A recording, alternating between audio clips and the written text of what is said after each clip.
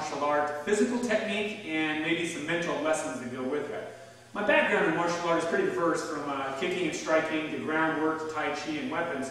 But what I'm sensing is there's not a lot of interaction between the physical, the mental, emotional side of the art. So what I'd like to do is give you a little bit of a lesson in the physical side of martial art, today's stances, and then I want to talk a little bit about how stances are affected in our real life and our mental aspect of our life. So let's get started.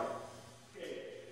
Martial art, and most every stance that you're going to see, in every martial art you're going to see a forward stance. A forward stance is about shoulder width apart, back leg lock, front leg bends. Now in real life, you're not going to fight somebody like this, folks, because in a fight you're going to be bouncing around in a dynamic stance and moving all the time. But I promise you that when you throw a blow and you transition for a shot, if you freeze the camera frame, as you make impact, you're going to be in a front stance. So front stance, again, just so you can if you want to practice, back leg lock, front leg bent, so that you can't see your toes, 70% of the weight on the front foot, back leg here. Front stance or forward stance would look something like this if we were going in this direction this way.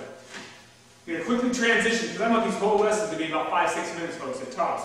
The next stance you're going to see in here, in most martial arts, what we call a middle or a horse stance. Obviously, it's because we're riding a fat horse, so the weight is evenly distributed, knees bent, sinking down.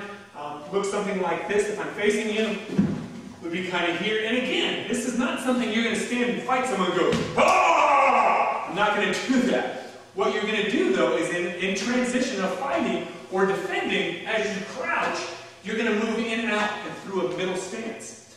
So a middle stance, a good way to practice these is just sit. And what you can do is just move from a middle stance into a middle stance without having your head go up and down. Same thing we do with the front stance. You can transition, trying to keep your head square, and you'll find that doing that is going to build some leg strength right away.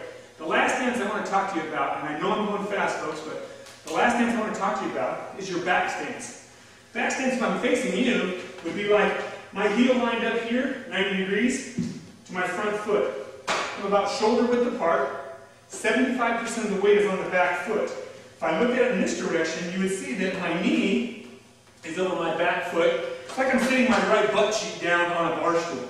Front foot forward. And this is one more in defense. So if we're fighting and somebody comes close to me, my weight is going to sink back down, and as I move through a combination, my weight may actually sit into a back stance position. Again, you don't fight somebody from a back stance. You don't fight somebody from a front stance. These are dynamic positions that are in transition. So again, ways to practice. Stand, and then try and keep your head still, and back up into that position and sink. And if you can do that a minute or two each day in these stances, you're going to find that your legs develop great strength.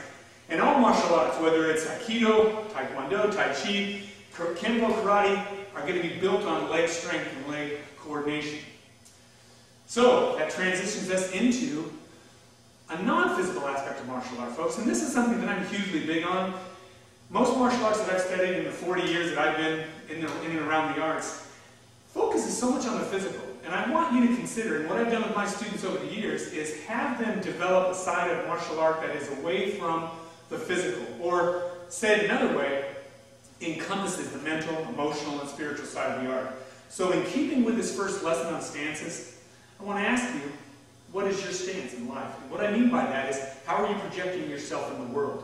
Everybody in the world has a stance. How do you see yourself? How do you see yourself at work? How do you see yourself at school? And it's important for you to begin to be aware of how you project yourself into the world. Now, we focus on martial art in our system on some core concepts of compassion, of honesty, of integrity, of authenticity, and of service. So in this concept and in this lesson, I want you to think about, how is the world seeing you? How is your family seeing you? How is your work colleagues seeing you? If you're a student, how is your peers at school seeing you? And begin to make a choice, a conscious choice of the stance in life you want to project. In my life, folks, it's pretty simple. I just want to project a concept of honesty, of care, of having fun, living the best life I can, and making the world a better place. So this is a quick little lesson, and I end it by saying I appreciate you taking time. We're going to continue on showing you some mechanics and kicks, some ideas, some aspects of physical martial art that you can practice, and also something to think about on the mental, emotional side. So until our next time, this is Ray Faulkenberry. Say goodbye.